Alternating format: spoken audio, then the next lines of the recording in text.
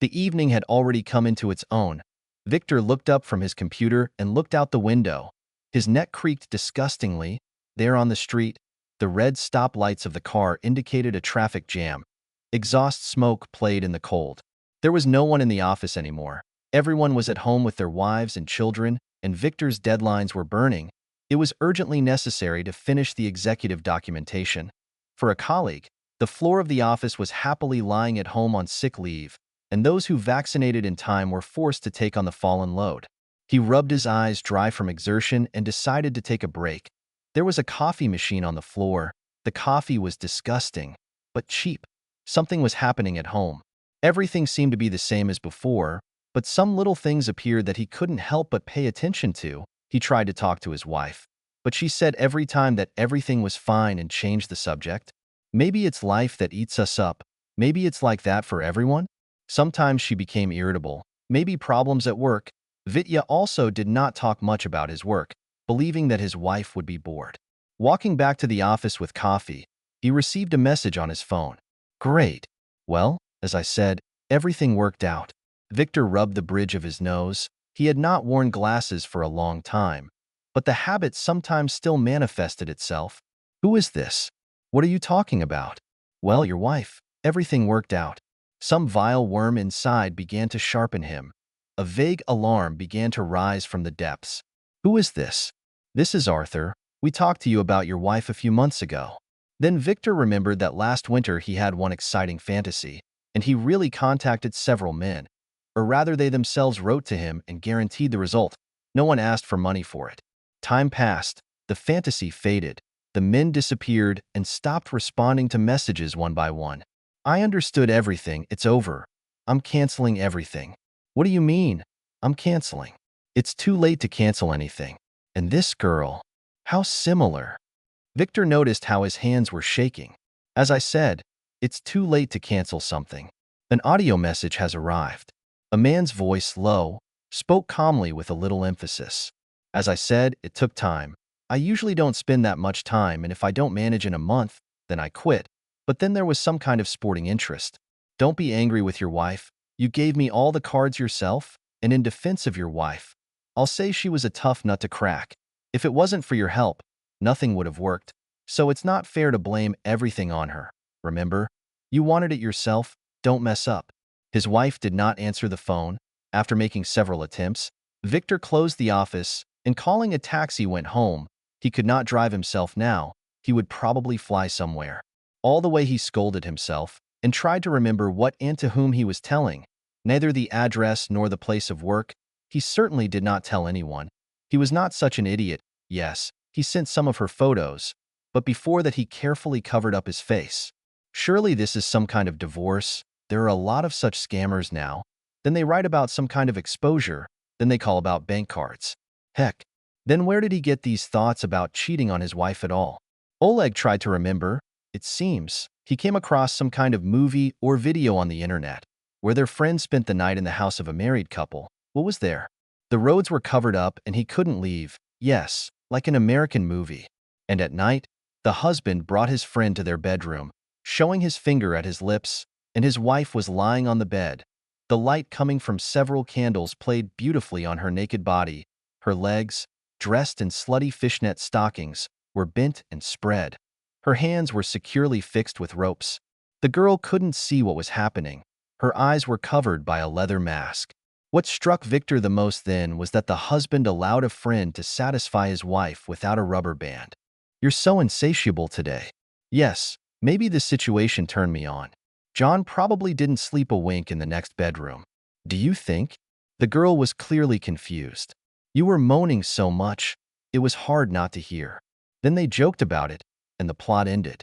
Those 2 months when Victor had that obsessive thought in his head, he was seized with wild excitement while discussing his wife with strange men. He registered on several websites where, as a beginner, he received active attention. Show her photos and feel the envy of strange men. Fantasize about how it will happen.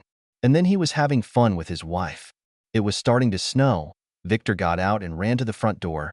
He ran up the stairs to the 3rd floor, opened the door. It was dark in the apartment. He turned on the light in the hallway. His wife's boots were gone. as well as her coat. He dialed again. Beeps. And then the phone was turned off altogether. It seems that the wife did not return from work.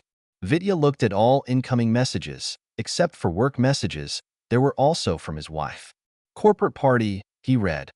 Alya did not say that there should be a corporate party today. So unexpectedly, suddenly. But why is she not picking up the phone? Why is she still not there? Is your phone dead? Vidya went back to the correspondence to look at those photos again. But they were deleted, as well as the entire correspondence. Damn scammer, made me worry. How did the acquaintance of the faithful wife and Arthur begin? Everything happened very simply. A couple of weeks ago, a friend had a birthday, but she was withdrawn and, except for Alya, Sveta no longer had friends. So as not to stay at home, it was decided to go bowling. 20 minutes of paid time had already passed. The girls took turns rolling balls, discussing the passing film they had just watched. It was not very fun. The cocktails came to an end. Alya tried as best she could to maintain her friend's good mood. But it looked like the evening was starting to deteriorate. It was necessary to do something, or wrap it up. Soon she noticed two men rolling balls on the next path. One of them, tall and handsome, kept looking at them, most of course at Olga. Sometimes their eyes met, then he smiled a beautiful, open smile. So Alya knocked out a strike and heard enthusiastic applause. She turned around. It was that man who clapped, making sure that he attracted attention. He gave her a thumbs up. Well done, you play great. Sometimes I get caught, she replied modestly. There are two of you, two of us. Maybe we can arrange a competition? Come on. Alya liked his confident look. The man, introducing himself as Arthur, immediately went to pay for the track, and now the name of two teams of two people is on the scoreboard. The table was replenished with drinks from the bar and light snacks. The game has become more interesting, excitement and rivalry have appeared. Sveta made mistakes all the time. She did not have enough strength in running. Her balls often did not even reach the pins when into the side. Alya had to take her breath away for two. She knocked out a strike every other time. Arthur's friend Igor also turned out to be a weak player. So despite their friend's mistakes, they managed to win. They drank to the victory. Arthur left, and Igor remained to entertain the ladies. He was sociable and cheerful, joked jokes, baited vulgar tales. The benefit of the degree of alcohol was constantly rising, and such jokes no longer seemed superfluous. Arthur returned with two bouquets, one handed to a friend, and the other, a large bouquet of beautiful white flowers, to Alya's surprise and delight, handed her, and not just handed her, but hugged her with his free hand, kissed her on the cheek and with the words, "To the most beautiful girl." Saying goodbye, Arthur handed her his business card, with the words, "Maybe someday you'll give me a chance to win back." Returning home, Alya met her husband's surprised gaze. "Where are the flowers from?" "Sveta and I won a bowling game. You won't believe what kind of tournament it was, so you need to put them on." She went to the table where there was a large vase, took an old bouquet that had already started to wither a little. Vidya gave it last week, threw it into a garbage bag, and changed the water, put a gorgeous bouquet of white roses. With Sveta? She doesn't really know how to play. Sveta can't do it, can I? I'm your champion. After kissing her husband, Alya went to the shower. The next day, at work, when she found a free minute, she wrote to this number. Alya began simply, with words of gratitude for a good evening and a beautiful bouquet. Arthur immediately replied, and so their correspondence began. Several days of their correspondence passed. Alya shared the news, Arthur answered, told interesting stories that happened to him during his travels. But more and more their correspondence became more intimate. Arthur was very good at this. He did not fall into outright vulgarity, but walked on a fine line. Another working day is over. Alya took the elevator down and headed through the foyer to the exit.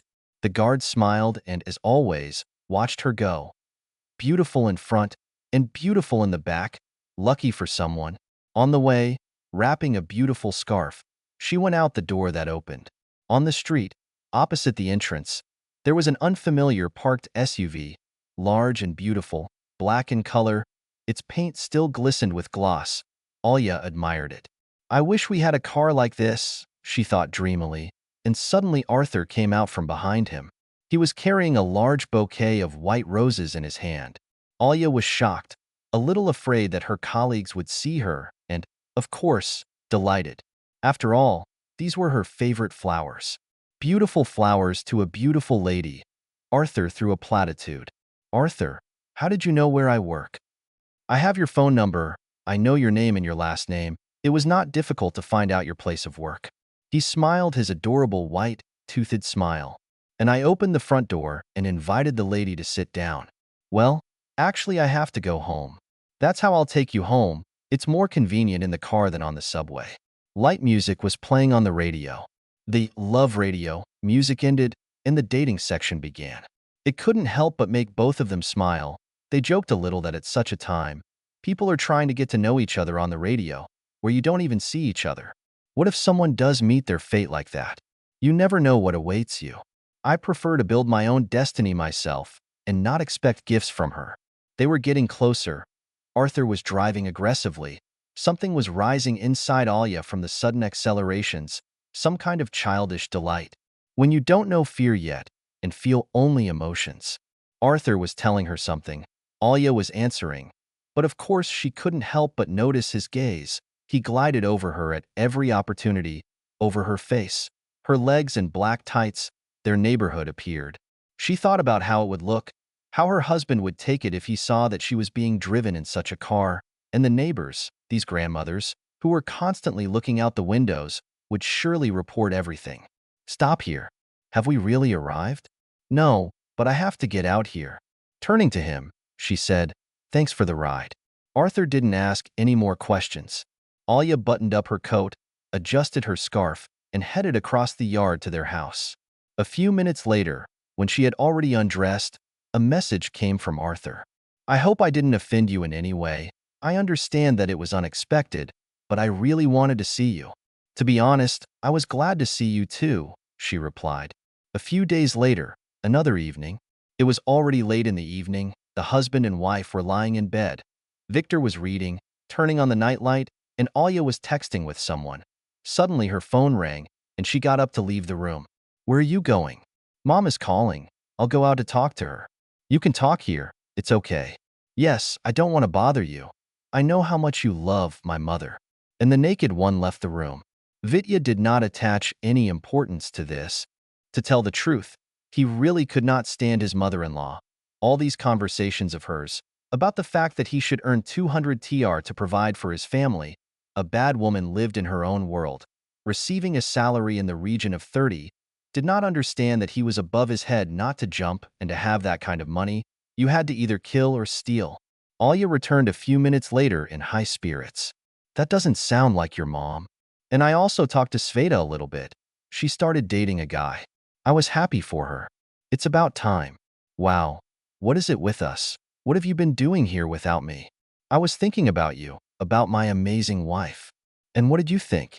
Alia sat on his stomach and kissed her husband, her skin, her delightful curves, along which his hands were now traveling, could even lift the dead, deftly turning over.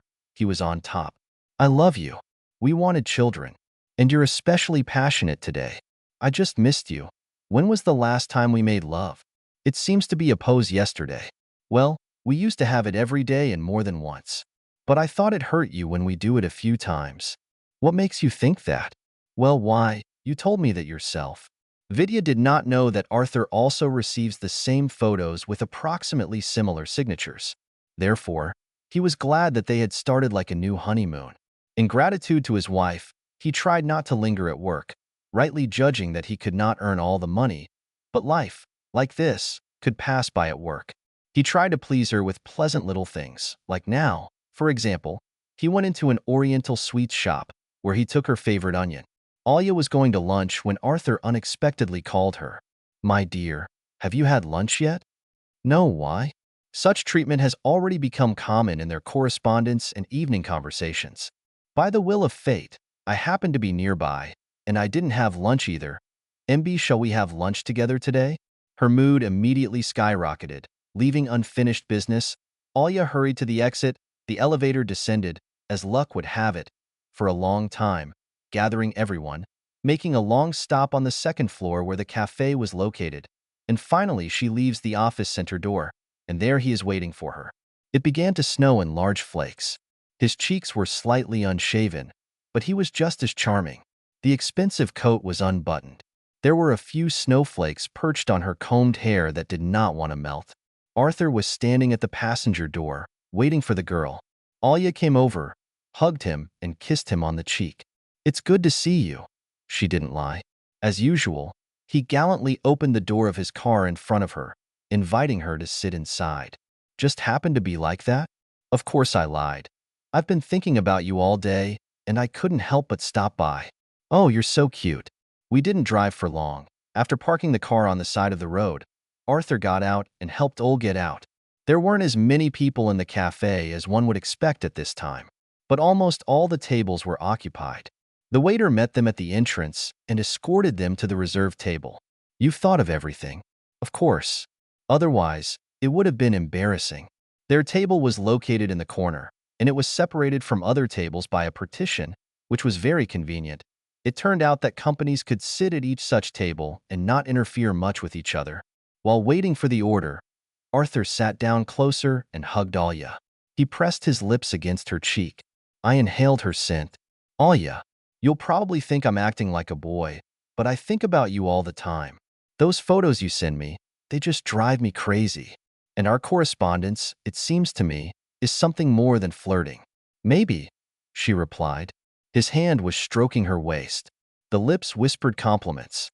Alia was melting. With his hand, he turned her face to him. She closed her eyes, surrendering to his will. His lips touch her. His tongue intertwines with hers. At some point, the arm hugging her rose higher. Alia did not protest at all. She liked how depraved she became next to him.